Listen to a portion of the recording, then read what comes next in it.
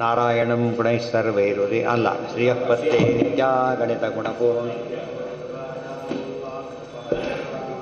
ಆಮ್ನಾಯ ಹರಯೇ ಅಶೇಷಾಮ್ನಾಯ ಕೃತಿಹೃದಯ ದೀಪ್ತಾಯ ಹರಯೇ ನ ಶಬ್ದಾಬ್ಧೌ ಗಾಢಾ ನ ಚ ನಿಗಮಚರ್ಚಾಸು ಚತುರಾ ನ ಚ ನ್ಯಾಯೇ ಪ್ರೌಢಾ ನ ಚ ವಿದಿತವೇದ್ಯಾಪಿ ವಯಂ ಪರಂ ಶ್ರೀಮತ್ಪೂರ್ಣಪ್ರಮತಿಗುರುಕಾರುಣ್ಯಸರಣಿಂ ಪ್ರಪನ್ನಾಃ ಮಾನ್ಯಾಃ ಸ್ಮಃ ಕಿಮಪಿ ಚ ವದಂತೋಪಿ ಮಹತಾಂ ನಾರಾಯಣಂ ನಿಖಿಲಪೂರ್ಣಗುಣೈಕದೇಹಂ ನಿರ್ದೋಷಮಪ್ಯತಮಮಪ್ಯವಿಖಿಲೈಃ ಸುವಾಕ್ಯೈಃ ಅಸ್ಯೋದ್ಭವಾದಿತಮಶೇಷವಿಶೇಷತೋಪಿ ವಂದ್ಯಂ ಸದಾ ಪ್ರಿಯತಮಂ ಮಮ ಸನ್ನಮಾಮಿ ಓಂ ಓಂ ಅಸಾತೋರ್ಮ ಜಿಜ್ಞಾಸಾ ಓಂ ಕುಪಿತಾ ಹಿ ಫಣಚ್ಛಾಯಾ ಸಮೀಕೃತ್ಯಾಪರಂ ಸುಖಂ ಸೇವಂತೆ ಯತ್ಪದೇ ತಂ ಭಜೆ ವಲ್ಲಭಂ ಶ್ರಿಯಃ.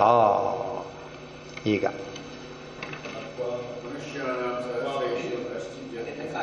ಎಲ್ಲಿದೆ ಈಗ ಮನುಷ್ಯಾಣ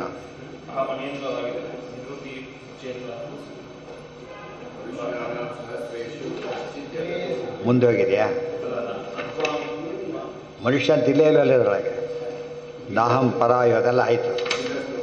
ಸರ್ವಸ್ಯಾದೋ ಸ್ಮೃತೋ ಬ್ರಹ್ಮ ತಸ್ಮಾತ್ ದೇವಾದನಂತರ ಜಾನಾತಿ ದೇವಪರ್ವರಂ ಭೂಯಶ್ಚಾತೋ ಅಧಿಕಂ ರೂಪ. ಅತಿ ಹೆಚ್ಚು ದೇವರನ್ನು ತಿಳಿಯೋರು ಯಾರು ಅಂತ ಕೇಳಿದರೆ ಬ್ರಹ್ಮದೇವರು ಜೀವಕೋಟಿಯಲ್ಲಿ. ದೇವರು ತನ್ನನ್ನು ತಿಳಿಯೋದು ಮಹಾಲಕ್ಷ್ಮಿ ಅವರು ತಿಳಿಯೋದು ಆದಮೇಲೆ ಜೀವಕೋಟಿಯಲ್ಲಿ ಬ್ರಹ್ಮ ತಸ್ಮಾತ್ ದೇವಾದನಂತರ. ಸೊ ನೆಕ್ಸ್ಟು ದೇವರು ನಾರಾಯಣ ಅಂದ್ರೆ ಬ್ರಹ್ಮದೇವರು ಅಂದರೆ ಪುರುಷರಲ್ಲಿ ಅಂತ ಅರ್ಥ. ಮಹಾಲಕ್ಷ್ಮಿ ಇದ್ದಾರೆ ಮೇಲೆ. ಜಾನಾತಿ ದೇವಪ್ರವರಂ ಭೂಯಶ್ಚ ಅಥೋ ಅಧಿಕಂ ರೂಪ. ಅದು ಹೆಚ್ಚಾಗಿ ತಿಳಿತಾರೆ. ಯಾಕೆ? ಹೆಚ್ಚು ಪ್ರಯತ್ನ ಪಡೋದ್ರಿಂದ ಹೆಚ್ಚಾಗಿ ತಿಳಿತಾರೆ.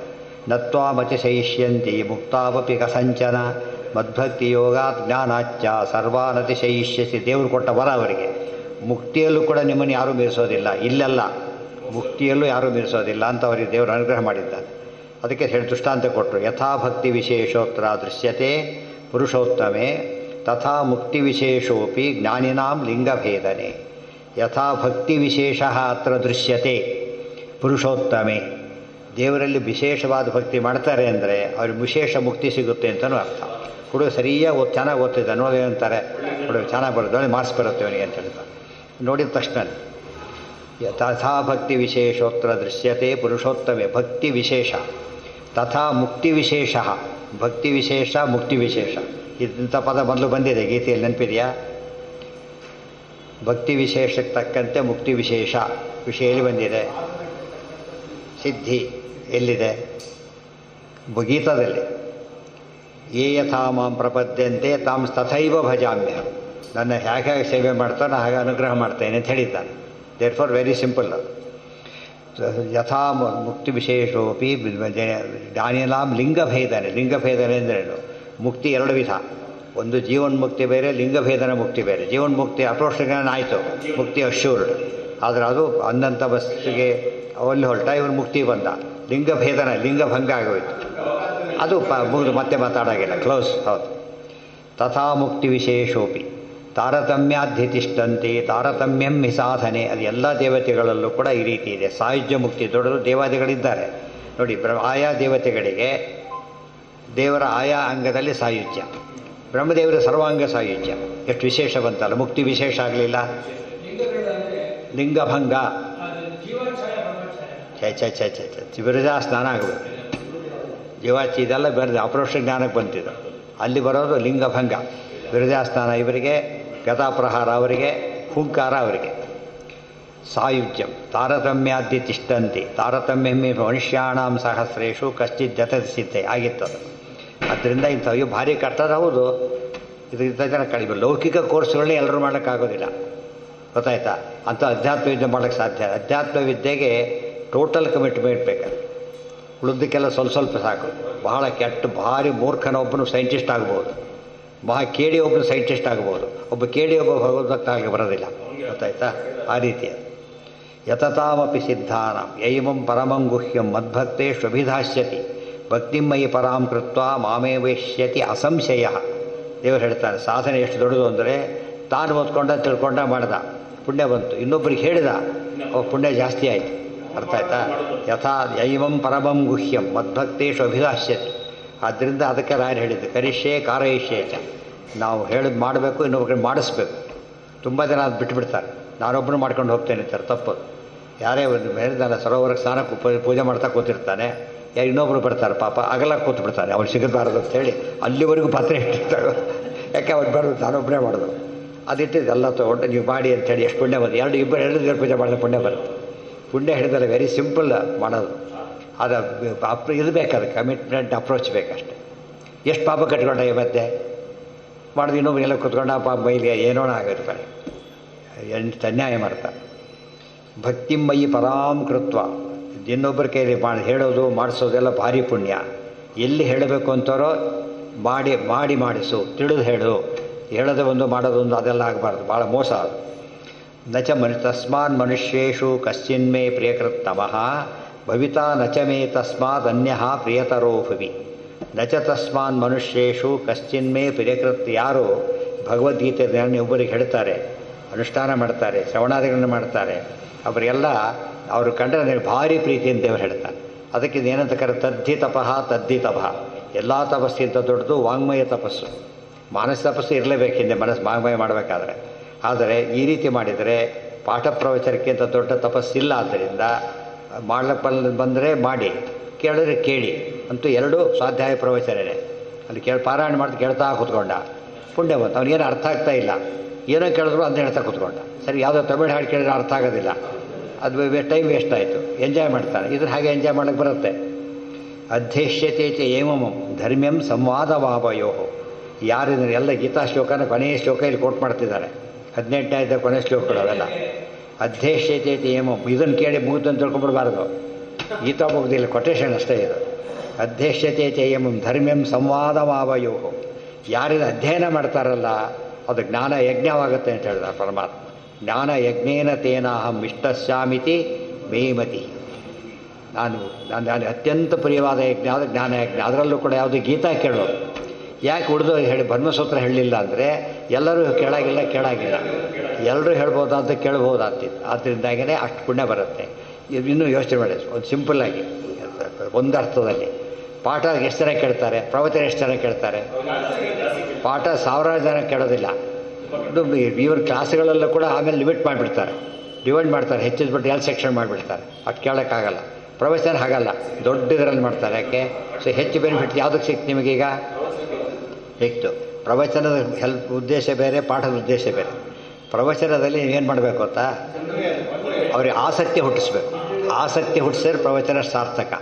ಆದರೆ ಅದು ಮುಂದೆ ಫರ್ದರ್ ಆದರೆ ಪಾಠ ಅದು ಗೊತ್ತಾಯ್ತಿಲ್ಲ. ಮುಂದಿನ ಸ್ಟೆಪ್. ಯಾಕೆ ಡೀಟೇಲ್ಡಾಗಿ ಓದ್ತಾರೆ. ಇಲ್ಲಿ ನಾನ್ ಡೀಟೇಲ್ಡ್ ಇದು ಪಾಠ. ಎಲ್ಲ ಟೆಕ್ಸ್ಟ್ ಬುಕ್ ಬೇಕಿಲ್ಲ ಪ್ರವಚನಕ್ಕೆ. ಅಲ್ಲಿ ಟೆಕ್ಸ್ಟ್ ಇಲ್ಲದೆ ಪಾಠ ಮಾಡಬಾರ್ದು. ಟೆಕ್ಸ್ಟ್ ಇಲ್ಲದೆ ಪಾಠ ಮಾಡಿಬಿಟ್ರೆ ಪಾಠ ಆಗೋದಿಲ್ಲ. ಟೆಕ್ಸ್ಟ್ ಬಾಯಿ ಬಂದರೂ ಕೂಡ ಟೆಕ್ಸ್ಟೇ ಇರಬೇಕಲ್ಲಿ. ಅವ್ರು ಕೇಳೋರಿಗೆ ಇರಬೇಕು. ಹೇಳೋ ಎಷ್ಟು ಬುದ್ಧಿವಂತ ಹುಡುಗಾರ ನೋಡಿ, ಗೆಟ ಔಟ್ ಅಂತಾರೆ, ಪುಸ್ತಕ ತೊಗೊಂಬಾರ್ದು. ನಂಗೆ ಅರ್ಥ ಬೇಡ, ಪುಸ್ತಕ ಅಂತ ಕೂತ್ಕೋ, ಪುಸ್ತಕ ಇಟ್ಕೋಬೇಕು. ಅರ್ಥ ಆಯ್ತಾ? ಟೇಕ್ ಡೌನ್ ಅಂತ ಬರ್ಕೋಬೇಕು. ಅವನು ಅದು ಅನ್ನೆಸರಿ ಆಗಿದ್ದು ಬರ್ಕೋಬೇಕು. ಇಲ್ಲದ್ರೆ ಅವನ್ನ ಉಳಿದವರು ಕಲಿತಾರೆ, ಮತ್ತೆ ಮಾಡಬಾರ್ದು.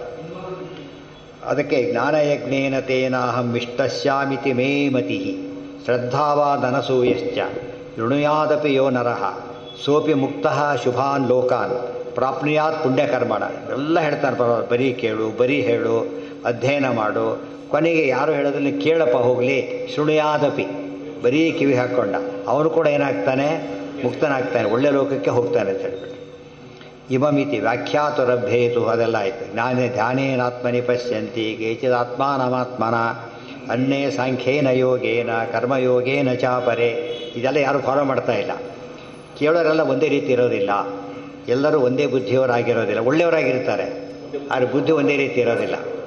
ಅದು ಏನು ಮಾಡಬೇಕು ಅಂದರೆ ಎಲ್ಲ ಆಗಲೇ ಬಂತೀಗ 13ನೇ ಅಧ್ಯಾಯದ ಕೊನೆಗೆ ಧ್ಯಾನ ಮಾಡೋಕ್ಕೆ ಬಂದರೆ ಧ್ಯಾನ ಮಾಡು, ಇಲ್ಲದೆ ಹೋದರೆ ಪಾಠ ಕೇಳೋದಕ್ಕೆ ಮಾಡು, ಕೆಲಸ ಮಾಡ್ಕೊಂಡಿರು. ಅದು ಆಗದೆ ಹೋದರೆ ಏನು ಮಾಡಬೇಕು? ಇನ್ನೊಬ್ರು ಹೇಳೋದನ್ನು ಕೇಳಿ ಮಾಡು. ಒಟ್ಟಿನ ಮೇಲೆ ಸುಮ್ಮನೆ ಕೊಡಬೇಡ. ಇವರೆಲ್ಲರಿಗೂ ಕೂಡ ಮುಕ್ತಿ ಇದೆ. ಇವ್ರು ಯಾರಿಗೂ ಕೂಡ ಅವನು ಕ್ಯಾಲಿಬರ್ ಅಷ್ಟಿದ್ದ ಮೇಲೆ, ಆ ಕ್ಯಾಲಿಬರ್ ಅಷ್ಟು ಮೇಲೆ ಮುಂದವ್ರಿಗೆ ಸಾಧಿಸಿಲ್ಲ. ಆದರೆ ಸರಿಯಾದ ದಾರಿ ಮುಕ್ತನಾಗೇ ಆಗ್ತಾನೆ. ಇದನ್ನು ಚೆನ್ನಾಗಿ ಪಂಡಿತರಷ್ಟೇ ಮುಕ್ತ ಹೋಗೋದು ತಿಳ್ಕೊಳ್ಳೋಕೆ ಹೋಗಬಾರ್ದು. ಪಂಡಿತ ಅಲ್ಲದೆ ಇದ್ದವರು ಮೋಕ್ಷಕ್ಕೆ ಹೋಗ್ತಾರೆ. ಏನಿದ್ದರೆ ಸಾಕು ಅವರಿಗೆ. ಇವತ್ತು ಬಸ್ನಲ್ಲಿ ನೀವು ಬೇರೆ ಊರಿಗೆ ಹೋಗ್ಬೇಕಾದ್ರೆ ಡ್ರೈವಿಂಗ್ ಬರಬೇಕಾಗಿಲ್ಲ, ಏನಿದ್ರೆ ಸಾಕು. ಬಸ್ಸಲ್ಲಿ ಕೂತ್ಬೇಕು, ಡ್ರೈವರ್ ಸರಿ, ಈ ಡ್ರೈವರ್ ಆಗಬಾರ್ದು ಅಷ್ಟೇ. ಹೋಗ್ತಾರೋ ಇಲ್ಲ, ಆ ಥರ ಕರ್ಕೊಂಡೋಗೋ ವ್ಯವಸ್ಥೆ ದೇವರು ವ್ಯವಸ್ಥೆ ಮಾಡಿದ್ದಾನೆ. ಎಲ್ಲರೂ ಕಾರು ಹೋದ್ರೆ ಸಾಧ್ಯ ಗತಿಯೇನು? ಎಲ್ಲರೂ ಟೂರಿಸ್ಟ್ಗಳಾಗ್ತದೆ. ಒಂದು ದಿವಸ ಹೋಗಿ ವೆಹಿಕಲ್ ಯಾಕೆ ತೊಗೋಬೇಕು ಅವನು? ಅಷ್ಟು ಸಾಕು. ಇದು ನಂದು ಒಟ್ಟಿನ ಮೇಲೆ ಗೊತ್ತಾ, ಆದಷ್ಟು ಬಿಡುತ್ತೆ ಜಾಸ್ತಿ ಇರಲಿ ಅಂತ ಹೇಳ್ತಾರೆ. ನಾವೇನು ಮಾಡ್ತಿದ್ದೇವೆ ಇವತ್ತು? ಆದಷ್ಟು ಕನ್ಸರ್ವೇಟಿವ್ ಆಗ್ತಾ ಬರ್ತಾನೆ, ಆಗಬಾರ್ದು, ಓಪನ್ ಆಗಿರ್ಬೇಕು. ಇಲ್ಲ, ಅವ್ರಿಗೆ ತಕ್ಕಂತೆ ಜ್ಞಾನ ಬರುತ್ತೆ, ಅದನ್ನ ಹೇಳಿದ್ದು. ಜ್ಞಾನದಿಂದ ಮುಕ್ತಿ ಎಂಬ ಪಾಠ ಹೋಗಲಿಲ್ಲ. ಈಗ ಒಬ್ಬ ದಡ್ಡ ಇದ್ದಾನೆ, ಥರ್ಡ್ ಕ್ಲಾಸ್ ಕೂಡ ಪಾಸ್ ಹೋದಲ್ಲ, ಥರ್ಡ್ ಕ್ಲಾಸ್ ಪಾಸ್ ಹೋದಲ್ಲ, ಫಸ್ಟ್ ಕ್ಲಾಸ್ ಅಲ್ಲ ಅವನು, ಥರ್ಡ್ ಕ್ಲಾಸ್ ಇದ್ದಾರೆ. ಅದು ಜ್ಞಾನ ಇದೆ ಅವನಿಗೆ. ಥರ್ಡ್ ಕ್ಲಾಸ್ನವ್ರಿಗೆ ಜ್ಞಾನ ಇಲ್ವಾ? ಇದೆ. ಆ ಥರ ಆ ಜ್ಞಾನ ಇದೆ. ಬಟ್ ಫಸ್ಟ್ ರ್ಯಾಂಕ್ ಬಂದವ್ರ ಜ್ಞಾನ ಭಾರಿ ದೊಡ್ಡದು. ಆದರೆ ಫಸ್ಟ್ ರ್ಯಾಂಕ್ ಬಂದು ಫಸ್ಟ್ ಕ್ಲಾಸ್ ಬೇರೆ, ಥರ್ಡ್ ಕ್ಲಾಸ್ ಪಾಸ್ ಆಗಬೇಕು. ಒಟ್ಟಿನ ಮೇಲೆ ಜ್ಞಾನ ಎಷ್ಟು ಬೇಕು ನಿಮಗೀಗ? ಪಾಸ್ ಆಗಷ್ಟಿರಲಿ ಕೊನೆ ಪಕ್ಷ. ಅದು ಇಲ್ಲದೆ ಹೋದರೆ ತಪ್ಪಾಗ್ತದೆ. ಸೊ ಎಲ್ಲರ ಜ್ಞಾನ ಒಂದೇ ರೀತಿ ಆಗ್ಬಿಟ್ಟು ನಿಮ್ಮ ಪ್ರಕಾರ ಏನಾಗುತ್ತೆ? ಎಲ್ಲರೂ ಸೇಮ್ ಜ್ಞಾನಿಗಳಾಗ್ತಾರ? ಆಗೋದಿಲ್ಲ. ಕೇಳಿ ಕೇಳಿ ಜ್ಞಾನ ಬರುತ್ತೆ. ಎಷ್ಟೋ ಜನ ಕೇಳಿ ಪುರುಷ ಸೂಕ್ತ ಮನೇಲಿ ನಿತ್ಯ ಹೇಳ್ತಿದ್ರೆ, ಪಾಠ ಆಗ್ತಿದ್ರೆ ಬಾಯಲ್ಲಿ ಬಂದುಬಿಡುತ್ತೆ ಅವ್ರಿಗೆ. ಹೇಳಬಾರ್ದು, ಬಾಯಿ ಬಂದುಬಿಟ್ಟಿರುತ್ತೆ ಅಷ್ಟೊತ್ತಿಗೆ. ಹೇಳಿ ತಪ್ಪು ಹೇಳೋರು ತಪ್ಪು ಹೇಳ್ತೀವಿ ನೋಡಿ, ಹೇಳಬೇಡ ಅಂತ ಹೇಳ್ತಾರೆ ಅವರು. ಸುಸೂಕ್ಷ್ಮ ಚಿಕ್ಕ ಮಕ್ಕಳು, ತೊಟ್ಲು ಕೂಸುಗಳು, ಅವು ತಾಯಿ ಹಾಡು ಬರ್ತಾರೆ, ಬಂದು ಅವರೇ ಕಂಟಿನ್ಯೂ ಮಾಡ್ತಾರೆ. ಬರುತ್ತೆ ಅಂತ ಆಯ್ತೋ ಇಲ್ಲ, ಈಗ ಓದಿಲ್ಲ, ಬರ ಇಲ್ಲ, ಏನೂ ಇಲ್ಲ, ಜ್ಞಾನ ಬರುತ್ತಲ್ಲ, ಅದು ದೇವ್ರನಾಮ ಆಗಲಿಲ್ಲ, ಆ ರೀತಿ ಆಗುತ್ತೆ. ಬಟ್ ಲಿಮಿಟ್ ನಾವು ಅಶ್ಯೂವ್ ಮಾಡೋಕ್ಬಾರ್ದು. ಲೋಯೆಸ್ಟ್ ಅಂತ ತಿಳ್ಕೊಂಡು ಪ್ರಯತ್ನ ಮಾಡಬಾರ್ದು. ಆಗದೆ ಹೋದ ಲೋಯೆಸ್ಟ್ ಅವರೇ. ಥರ್ಡ್ ಕ್ಲಾಸಿಗೆ ಟ್ರೈ ಮಾಡೋದು ಮಾಡಬೇಡ, ತಪ್ಪದು, ಆಗಲ್ಲ. ಅದು ತಾತ ಒಳ್ಳೆ ಮೋಕ್ಷನೂ ಆಗಲ್ಲ, ಎರಡೆರಡು ಬೇರೆ. ಒಳ್ಳೆ ಕೆಲಸಗಳಲ್ಲ ಆ ಥರ. ಥರ್ಡ್ ಕ್ಲಾಸ್ ಪಾಸ್ ಆದರೆ ಆ್ಯಕ್ಚುಲಿ ಭಾಳ ಬುದ್ಧಿವಂತ ಅವರು. ನಮ್ಮ ಫ್ರೆಂಡ್ ಒಬ್ಬನಿದ್ದ, ಅವ್ನು ಮ್ಯಾಥಮೆಟಿಕ್ಸ್ ಯಾವಾಗಲೂ 100, ಹುಡುಗರಲ್ಲಿ ಫೇಲು. ಮತ್ತು ಸೆಪ್ಟೆಂಬರ್ ಕೊಡಲೇಬೇಕು ಅವನು, ಗೊತ್ತಾಯ್ತಾ? ಯಾವಾಗಲೂ ಫಸ್ಟ್ ಅಟೆಂಪ್ಟ್ ಮಾಡಿದ್ದೇ ಇಲ್ಲ ಅವನು. ಮ್ಯಾಥಮೆಟಿಕ್ಸ್ ಮಾತ್ರ ಪಟ ಮಾಡಿ ಹಾಕ್ಬಿಡ್ತಿದ್ದ. ಅದಂದರೆ ಲಿಮಿಟೇಷನ್ ಬಂತು ಅವರಿಗೆ. ಹೀಗಾಗಿ ಅವ್ರಿಗೆ ಎಷ್ಟೋ ದಿವಸ ಪಾಸ್ ಆಗಲಿಲ್ಲ ಪಾಪ. ಕೆಲಸ ಸಿಕ್ಕಿದ್ದು ಏನೋ ಅದು ಬುದ್ಧಿಗೆ ಹೊರಟೋಯ್ತು. ಎಲ್ಲದಕ್ಕೆ ಬ್ಯಾಲೆನ್ಸ್ ಮಾಡಬೇಕಾದ್ರೆ, ಎಲ್ಲ ಸಬ್ಜೆಕ್ಟು ಬ್ಯಾಲೆನ್ಸ್ ಮಾಡಿದರೆ ಸಿದ್ಧಿ ಜಾಸ್ತಿ ಇರುತ್ತೆ. ಒಟ್ಟಿನ ಮೇಲೆ ಶಾಸ್ತ್ರ ಎಂಥವ್ರನ್ನೂ ಕೈ ಬಿಟ್ಟಿಲ್ಲ, ನೆನ್ಪಿಟ್ಕೋಬೇಕು. ಒಳ್ಳೆಯವನಾದರೆ ಮೋಕ್ಷ ಗ್ಯಾರಂಟಿ. ಇಷ್ಟು ಅಶ್ಯೂರೆನ್ಸ್. ಅವನು ಜ್ಞಾನಕ್ಕೆ ಟ್ರೈ ಮಾಡ್ತಾನೆ. ಆಮೇಲೆ ಅವನು ಯಥಾಯೋಗಿ ಸ್ವಲ್ಪ ಸ್ಲೋ ಆಗ್ಬೋದು ಬೇಕಾದರೆ, ಬಟ್ ಆಗೋದು ಗ್ಯಾರಂಟಿ. ಸ್ಲೋ ಆಗ್ಬೋದು, ಕಡಿಮೆ ಸಿಗ್ಬೋದು, ಅವೆಲ್ಲ ಬೇರೆ. ಮುಕ್ತಿ ಆಗುತ್ತೆ ಎಂಬುದು ಮೇನ್ ಪಾಯಿಂಟ್ ಅದಷ್ಟೇ. ಧ್ಯಾನೇನ ಆತ್ಮ. ಸರ್ತಿ ಯಾರೋ ಅವರು ಹೇಳಿದ್ರಂತೆ, ಜಸ್ಟ್ ಪಾಸ್ ಆದವರೇ ಸನ್ಮಾನ ಮಾಡ್ತಾಯಿರ್ತಾರೆ ದೊಡ್ಡದಾಗಿ. ಎಲ್ಲರೂ ಆಶ್ಚರ್ಯ, ಯಾಕೆ 20 ವರ್ಷ ಈಗಲಾರು ಪಾಸ್ ಮಾಡಿದ್ದಲ್ಲ ಅಂತ. ಆ ಥರ ದಡ್ಡ ಕಡೆಗೂ ಪಾಸ್ ಮಾಡೋದು ಆ ಥರ ಆಗುತ್ತೆ. ಏನಾ EC and PC, ಇನ್ನೊಂದು EPS ಅಂತೀವಿ, ಎಲಿಜಿಬಲ್ ಫಾರ್ ಪಬ್ಲಿಕ್ ಸರ್ವಿಸ್. ಇದು eligible for public service for continuation of studies. ECS continuation study. ಅದು ಆದರೆ ಇಲ್ಲ, ಅವರು EPS ಆದರೆ ಏನು ಓದಲಿಕ್ಕಿಲ್ಲ, ಅವರು ಕ್ಲೋಸ್, ಕೆಲಸಕ್ಕೆ ಸೇರ್ಬೋದು ಅಷ್ಟೇ.